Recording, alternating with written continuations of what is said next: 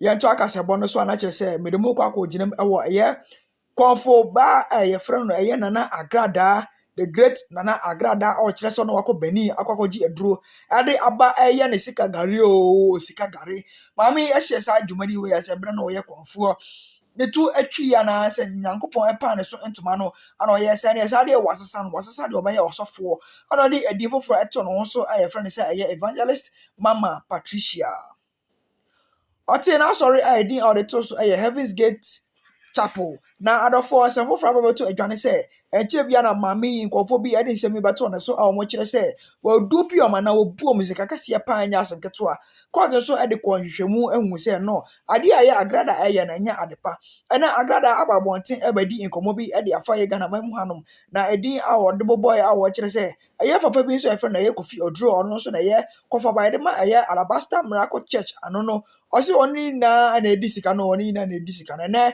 aye court asoma aye police for akochi aye Pastor Kofi Odro. Young people who watch us, we just want to set the perspective for you. How has the presidency dealt with the disagreement with the head of the judiciary?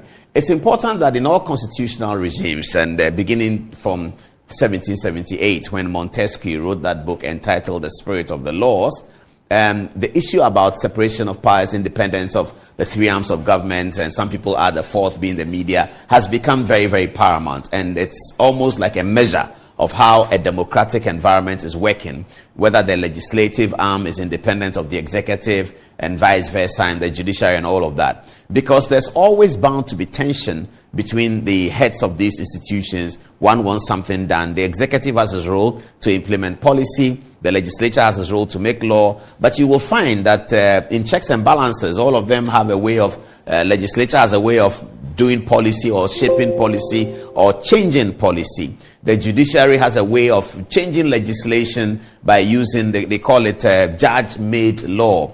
And when there's judge-made law, it means that the legislature, the judiciary, is taking up the role of the legislature by making law. So these are, there are tensions there, and that's what really every constitution and the conduct of the constitutional actors is set out to delimit. Okay, so we look at, well, there was 1960, there was 169, 92, 2001, 2017, 18, 2023. Now we have listed in the history of Ghana where there's been these brushes that have happened between especially between the executive president and the judiciary. The first one occurred in 1963. What date was it again? Do they have the date? The date was 11th December 1963. There had been a bomb thrown on Kwame Nkrumah somewhere in Kulungugu in the upper region, as it was then called. And the people involved were some important people who were arrested. The foreign minister, Akwaje, was arrested. He used to be interior minister. At that time, he was foreign minister. He was arrested. Terry Adamafiu, the information minister, was also arrested. The trial was known as the Terry Adamafiu trial. After the trial, Akwaje and Terry Adamafiu were set free. Others were convicted. His Excellency was not happy with it. So what did he do? He fired Sir Akukosa. Sir Akukosa was the same person who swore Kwame Nkrumah in during his 1960 event, but Sir Akukosa was fired. Nkrumah fired Akukosa for the ruling against the government in the Kulungugu. What happened was Akukosa chaired the panel that said that Terry Adamafiu and Akwaje were not guilty of the offense of premeditated murder against the president. On 11 December 1963, they were summarily dismissed by the president. Then the constitution at the time was sort of quiet on it. So the president acted by removing Akukosa and then passed legislation. So we write it here. So Nkrumah rushed a bill to parliament through his attorney general, the Honorable Col Swansea, seeking to gain the powers to fire judges.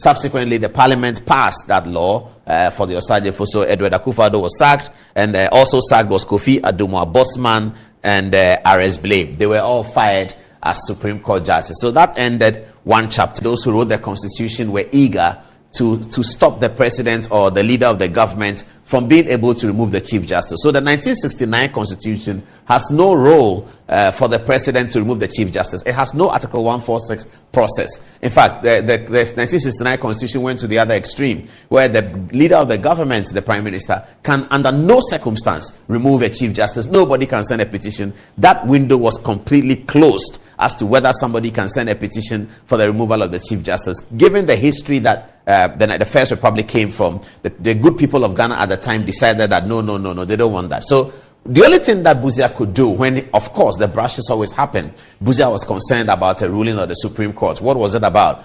Somebody who had been fired. It was thought that they were Nkrumah people, so the Busia people took over and they were firing some of the important leaders of the Nkrumah people. They gathered 568 people. They call it the Apollo 568, and they were all given letters to go home. They were chief directors. One of them, Mr. Salah, decided to test the matter at the Supreme Court and said that the Prime Minister and the government cannot sack him. In the ruling, which Salah won, the Supreme Court justices, the case entitled Salah and Attorney General, the Supreme Court ruled by a majority, Philip Archer in the majority, EMP Sowa in the majority, Apalu, three of them for the majority, Justice ssreak and Justice Enin for the minority. They ruled in favor of the applicant that the Prime Minister cannot sack Mr. Salah. Busia was concerned, but he didn't have the power to sack judges because the system had protected the judges through the provisions of the 1969 Constitution. So what did Busia say? That's Justice Sowa here, that's Justice Apalu here. And then Busia said to the general public that no court can enforce any decision that seeks to compel the government to employ or re-employ anyone.